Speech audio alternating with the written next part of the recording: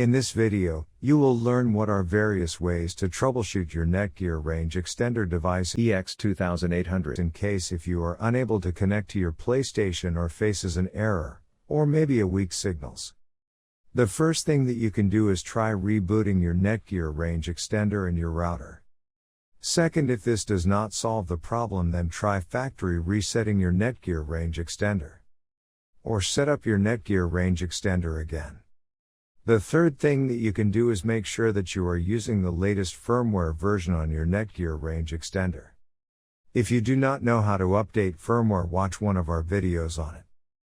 Before heading ahead into the video, in case you are facing any issue with your Netgear Range Extender device, get in touch with our Netgear experts.